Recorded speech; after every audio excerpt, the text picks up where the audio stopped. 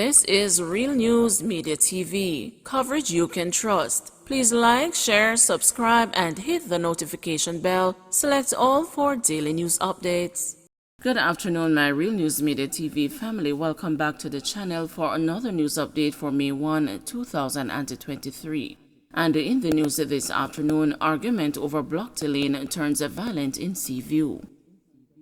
A dispute about a vehicle blocking a lane in Seaview Gardens, St. Andrew, left a man nursing stab wounds and his ex-girlfriend with an injury on her left ear, the Kingston and the St. Andrew Parish Court heard last Tuesday. Tiffany Perkins and Anthony Abrahams both pressed charges against each other and were subsequently charged with unlawful wounding. The court was told that about 7 a.m. on March 21, Perkins' boyfriend parked his vehicle in a lane in their community. However, it blocked the path, preventing Abrahams from transporting his children to school. Abrahams requested that the vehicle be moved, but an argument started between the two, which quickly became physical. According to Perkins, Abrahams used a Guinness bottle to hit her, cutting her ear. However, Abrahams denied this. Instead, he said it was Perkins who threw a cup of liquor she was drinking in his face and then stabbed him in the neck and back. Where were the children in all this? Senior Parish Judge Lauren Cole Montague asked. In the car, and my big auntie was in the car too, Abrahams answered. But Perkins told the judge that every minute him see me a pure problem. She also told the judge that their relationship ended due to infidelity on Abraham's path. Me and one girl did a share the same man, she said. When the judge asked if they were willing to have the matter mediated through the restorative justice program, Abrahams agreed, but Perkins said she is not willing to go to mediation. What is the reason why I don't want to try mediation? You know why I think there might be some benefit to this? Because it sounds to me that your paths are going to cross. Don't you live in the same sort of area? The judge asked. Abraham answered, Yes, Your Honor. What I don't want is for there to be a repeat of this, the judge continued. Fine, Your Honor, said the 25-year-old woman sulking. Unsettled by Perkins' tone, Cole Montague said, Look at me real good, ma'am. As old-time people would say, me and you no size and companion. I'm not saying that to be disrespectful, but understand where you are. You are in a court. I'm here trying to resolve as best as possible the matter, because I know him one charge, not one no stand up in a prisoner's dock. After it was established that they would both attend a mediation, the judge warned Perkins and Abrahams not to interfere with each other. They were both ordered to return to court on June 13, when it will be determined if mediation was successful. Domestic violence clashes and murders heat up communities. With 1,121 cases of domestic violence and 12 murders emanating from domestic disputes in the St. Catherine North Police Division last year, Deputy Superintendent of Police Jacqueline Dillon says communities in the upper belt of that division are facing a serious problem.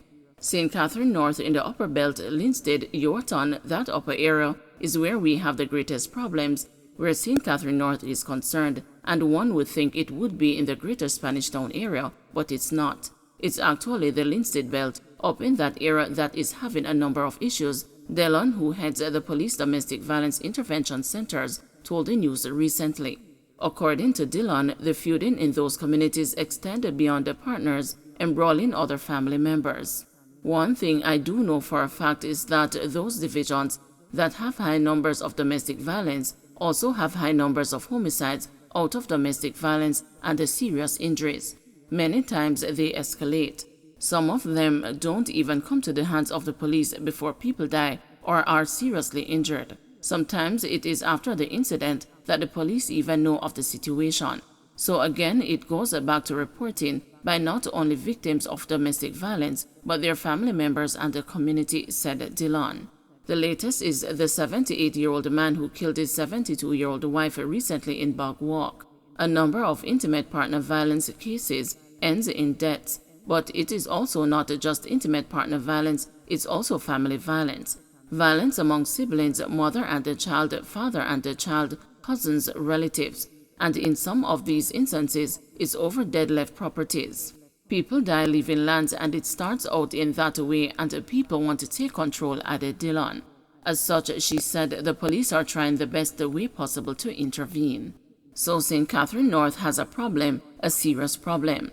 We have done a number of pop-ups in that area, but I think there is still more that we need to do as it relates to getting more into these community meetings, she said, noting that although the police in the St. Catherine North Division have been doing a lot of initiatives around domestic violence via Zoom, there is much more that we can do when it comes on to reaching everybody in some of these spaces. In the meantime, comparative figures for domestic violence for 2021 and 2022 show that the parishes of St. Anne, Clarendon, St. Elizabeth, Westmoreland, and St. Catherine led the way in respect of domestic violence reports. For 2022, the DVIC in St. Anne recorded 1,020 domestic violence reports and 7 domestic violence murders, while for Clarendon it was 1,094 domestic violence reports and 16 domestic violence murders. St. Elizabeth 986 domestic violence reports and 3 domestic violence murders, while for Westmoreland it was 721 domestic violence reports and 3 domestic murders. In the figures for St. Catherine for 2022, domestic violence reports for St. Catherine North stood at 1,121 with 12 domestic murders, and for St. Catherine South 534 domestic violence reports and 3 domestic murders.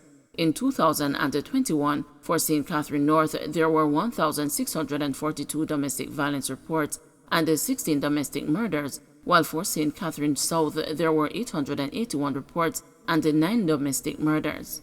Addressing the numbers which indicate an increase in the number of reports of domestic violence for 2022 compared to 2021, Dillon said this could be an indication that there are more incidents or that persons are feeling a lot more comfortable in reporting to the police.